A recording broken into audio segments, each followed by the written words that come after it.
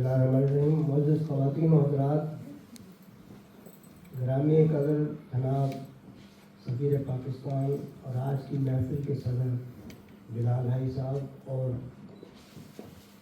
معزز مہمانان، خواتین و حضرات،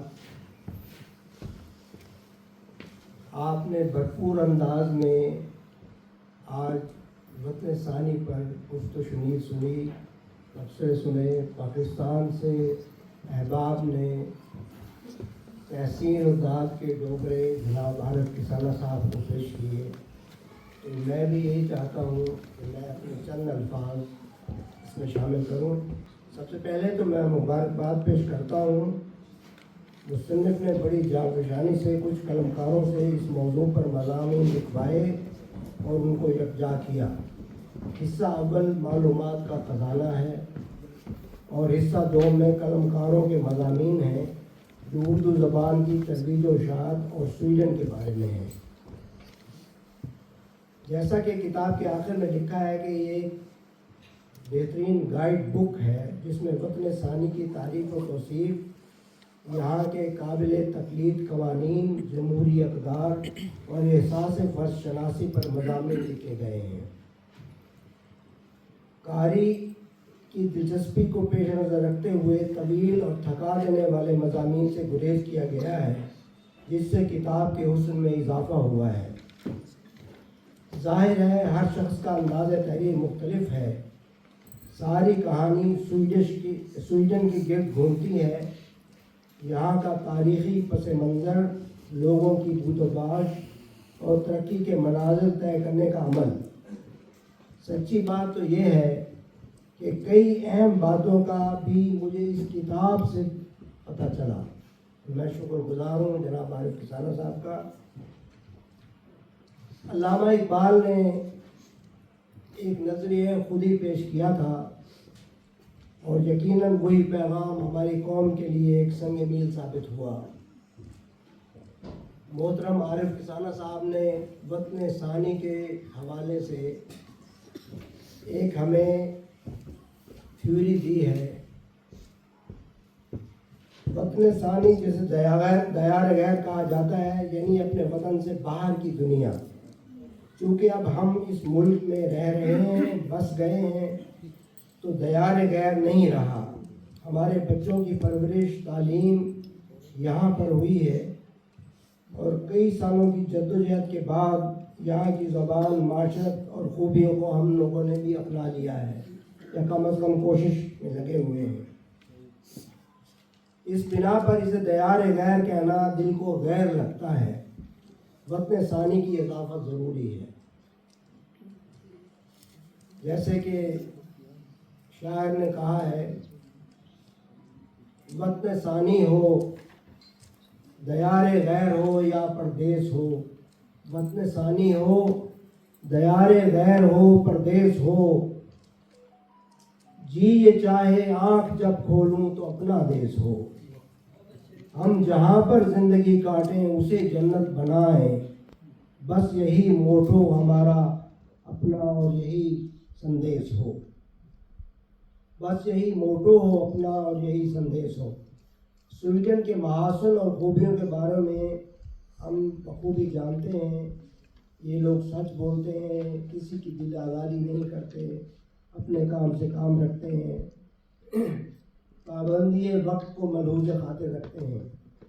وطن ثانی کی وضاحت کے حوالے سے اس پیرائے خیال کو ایک نظم کی شکل میں نے قلم بند کیا ہے جو آپ کی خوبصورت سماعتوں کی نظر کرتا ہوں. اس کا عنوان ہے جہاں ہم ہیں.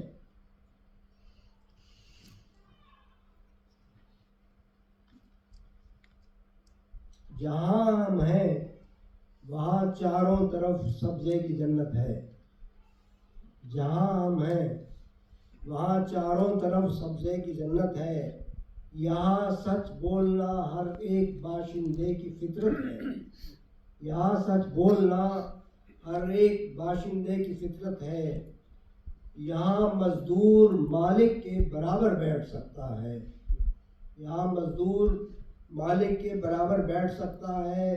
یہاں حق بات کہنے کی حکومت سے اجازت ہے اور یہاں ہر ایک شہری کے لیے قانون یکساں ہیں، یہاں بچپن سے مرنے تک تحفظ کی ضمانت ہے، اور یہاں ایمانداری کے لیے سندیں نہیں ملتی، یہاں ایمانداری کے لیے سندیں نہیں ملتی، یہاں کردار کا حصہ محبت ہے، دیانت ہے، نفاست اور صفائی سے یہاں بیماریاں کم ہیں، یہاں خالص غذا کے دم سے چہروں پر بشاشت ہے، اور یہاں ہر ایک شہری کے لیے آزاد رستے ہیں، یہاں فریاد کرنے کی، شکایت کی اجازت ہے، اور یہاں دل میں کدورت ہے نہ لب پر ووٹ کے نعرے، یہاں دل میں کدورت ہے نہ لب پر ووٹ کے نعرے، یہاں انسان کو انسان سمجھنے کی ضرورت ہے،